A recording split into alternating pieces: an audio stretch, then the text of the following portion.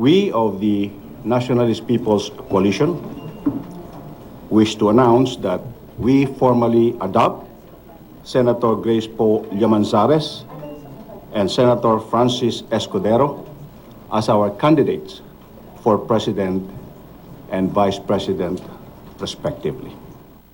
May pambato na sa eleksyon 2016 ang Nationalist People's Coalition o NPC. Kasunod ng Liberal Party, ang NPC ang itinuturing na ikalawang pinakamalaking partido sa bansa na itinatag ng negosyanteng si Danding Cojuangco Jr.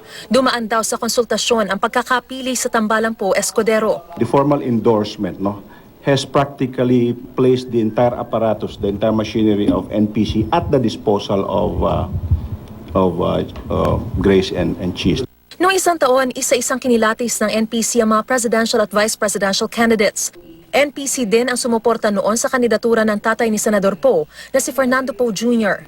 Taus-puso kaming nagpapasalamat sa NPC sa kanilang suporta. Marami naman, hindi naman kaila sa ating mga kasamahan doon na matagal na rin kaming magkakilala, panahon pa ng aking ama na si FPJ. Ang maitutulong ng NPC ay ang kanilang presence sa iba't ibang mga probinsya. In-endorse naman kami ng NPC, mananatili kaming independent at hindi kami sasali ng NPC o anumang partido na maaaring mang-endorso sa amin sa darating na mga panahon. Kaya hindi ito makaka-apekto sa aming layunin, sa aming plataforma, sa nais namin gawin para sa ating bansa. Pero ayon sa Liberal Party, batay sa mga taga-suporta ni LP Standard Bearer Marojas sa NPC, wala silang alam tungkol sa naturang pag-endorso. Mukha raw may kalituhan sa hanay ng NPC. Hihintayin din daw muna nila ang opisyal na posisyon ng NPC para sa eleksyon 2016.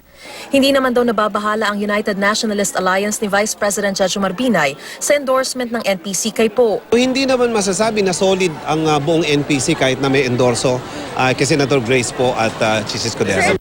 Buo at solid ang core support ni Vice President Binay. Naniniwala naman ang kampo ni Davao City Mayor Rodrigo Duterte na hindi makikiisa sa endorsement ng NPC ang maraming miyembro nito.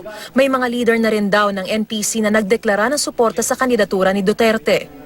Hinihingan pa ng GMA News ng komento ang kampo ni Senador Miriam Defensor Santiago kaugnay sa NPC endorsement pero wala pa silang tugon dito. Agad namang nilinaw ng NPC na hindi nila intensyong pangunahan ang desisyon ng Korte Suprema tungkol sa pagbasura ng COMELEC sa kandidatura ni Poe.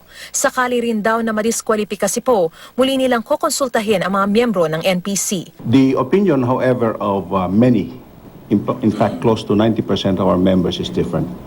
That even without the Supreme Court decision, we should already come out and make open our endorsement for Senator Grace and Cheese. Mariz Umali, Nakatutok, 24 Oras.